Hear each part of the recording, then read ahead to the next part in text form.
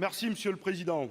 Monsieur le Ministre, mes chers collègues, la colère gronde sur tout le territoire face à l'augmentation des prix du gaz, du fioul domestique et de l'essence.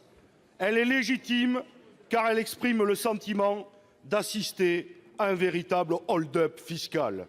Vous faites payer une fiscalité maquillée en vert aux familles populaires et aux classes moyennes. Or, ce sont ces familles qui subissent déjà les salaires bloqués, le SMIC non revalorisé et les pensions de retraite qui baissent avec la hausse de la CSG. Tout ceci pour compenser vos cadeaux fiscaux aux plus riches avec la baisse de l'impôt sur la fortune et les cadeaux fiscaux aux entreprises comme le CICE qui aura coûté 99 milliards d'euros pour un effet quasi nul sur l'emploi.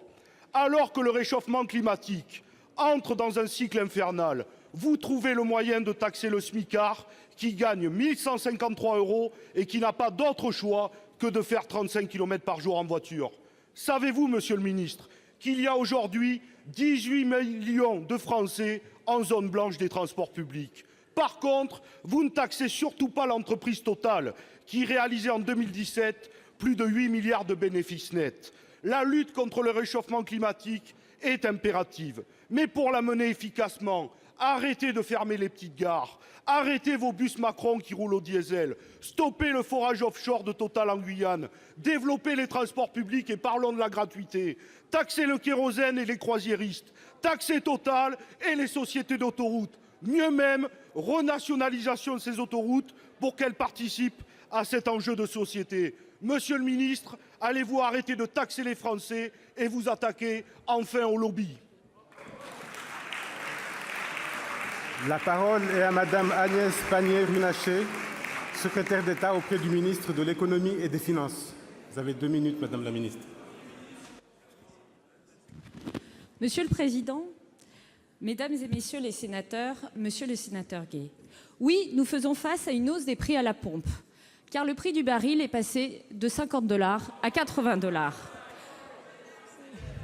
Oui, la fiscalité pèse sur ce prix à hauteur de 3 à 7 centimes par litre de carburant.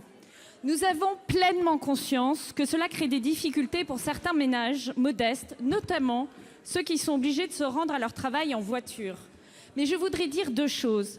D'abord, nous assumons cette fiscalité. Elle est conforme à nos engagements pour le climat. Elle est conforme à notre lutte contre la pollution atmosphérique qui tue des milliers de personnes chaque année. Nous préférons taxer la pollution plutôt que le travail. Et vous savez bien que les charges sociales et la taxe d'habitation des ménages ont baissé.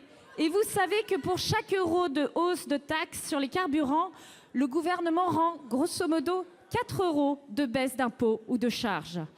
Alors pour autant, nous savons les difficultés que peuvent rencontrer les plus modestes de nos compatriotes et nous agissons pour les accompagner dans cette transition écologique. À moyen terme d'abord, avec la prime à la conversion, 250 000 véhicules cette année, 70 % pour des ménages non imposables. Ça, c'est la réalité. Les aides pour rénover les logements, la généralisation du chèque énergie pour 4 millions de ménages en France.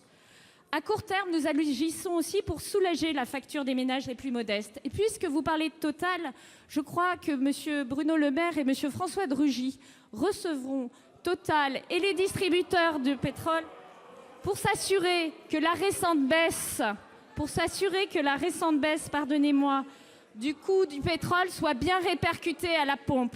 Et je ne citerai pas les contrôles de la DGCCRF qui se sont multipliés pour s'assurer. C'est ça une transition solidaire.